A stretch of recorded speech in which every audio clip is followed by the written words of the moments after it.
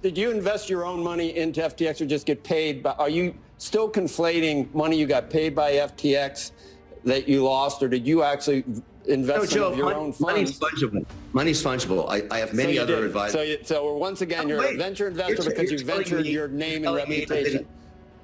If the answer is yes, I lost money. I had $10 million plus sitting in there, swept. It's gone. There's $10 million gone. That you got paid by FTX Well, it's not that simple because I had to pay the tax man too. Think about that. Did you get that money too from what's it called? Gross up. Was it a gross up? Top up. Gross up. Yes, part of it was the gross up. So you didn't even pay your own money on the taxes. That was also from. I know this is really upsetting you, but I don't set. It just upsets me when you try to dodge around the essential point that you didn't put any of your own money in. Look.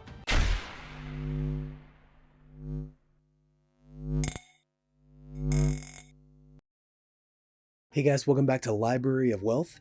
Today we have Shark Tank investor Kevin O'Leary in a heated back and forth with CNBC anchors over his paid role as spokesman of the collapsed crypto exchange FTX. Despite testifying in front of the Senate Banking Committee last week, as well as the massive fallout in the crypto industry, O'Leary seems more concerned with Sam Bankman-Fried than on the users and investors who have been left out in the cold. O'Leary has posted a series of tweets that leave many speculating on what his motives are now, appearing unfazed by the magnitude and loss of funds FTX was responsible for. Just yesterday, O'Leary said, "I'd rather invest in an entrepreneur who has failed before than one who assumes success from day one. The definition of leadership is that you have to find great people and ask them to do extraordinary things. I never ever ever let emotion get in the way of an investment. Money has no gray areas, you either make it or you lose it. Time is of the essence with an entrepreneur, it's how you use it properly. I would rather invest in an entrepreneur who has felt the sting of failure because they can appreciate how hard it is to start a company." The timing of these is rather strange, as it appears that O'Leary is doubling down on his support of Sam Bankman-Fried, despite the massive amount of evidence that's been presented showing SBF spending billions of user funds fraudulently. O'Leary seems to be intentionally stepping into the role of a crypto villain, and with Sam being granted a $250 million bail just one day after former CEO of Alameda Research Caroline Ellison and FTX co-founder Gary Wang pled guilty to federal charges and admitted guilt in securities violation. The cooperation of Ellison and Wang, who admitted playing active roles in the company's fraud, is likely to be a key in the case against Bankman-Fried. They've admitted that the senior management was aware of lawbreaking and the movement of customer funds between the two firms. Let's get right into the interview as CNBC anchors hold O'Leary's feet to the fire with his role in defense of FTX and Sam Bankman-Fried. Don't forget to like and subscribe if you enjoy the content we do here on this channel. Let's get right into the video.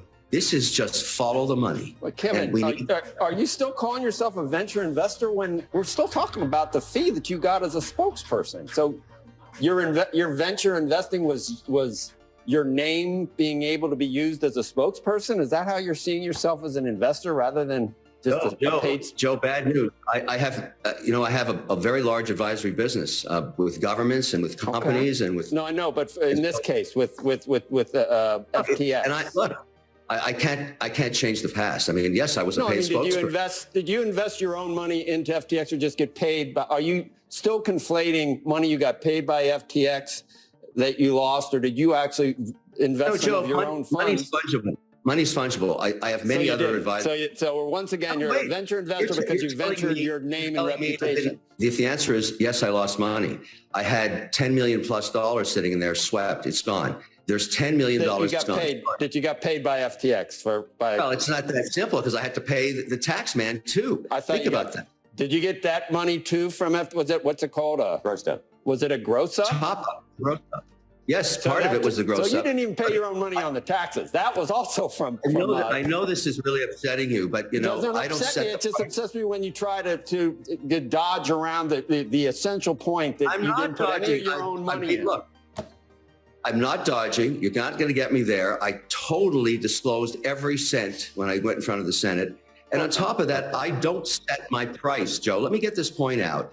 I don't set my price. The market does. They decide what they're going to pay me. All right. This is a capitalist society. If I'm not worth $15 million, I don't get paid $15 million. Why do you call yourself a venture investor? Is it semantics? Why are you saying you're a venture investor when it was a fee that they paid you? And some would say ill-gotten gains because you were basically legitimizing a scammer or who's going to likely be a I scammer. insisted on becoming an investor.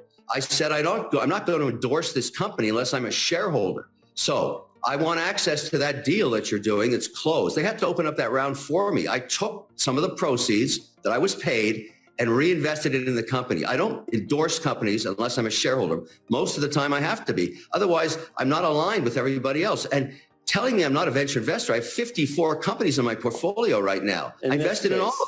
In this case, you're investing money that they paid you as a spokesperson. Fine, you're a venture investor. I didn't have to invest in FTX. I didn't have to invest in FTX to become a paid spokesperson. That was not on the table until I insisted on it. It's not just O'Leary who's treating this incredibly illegal and fraudulent act as some kind of accidental oversight. The New York Times ran a strangely sympathetic article recently that painted a picture of SBF as merely a guy who had some bad luck with his investment decisions.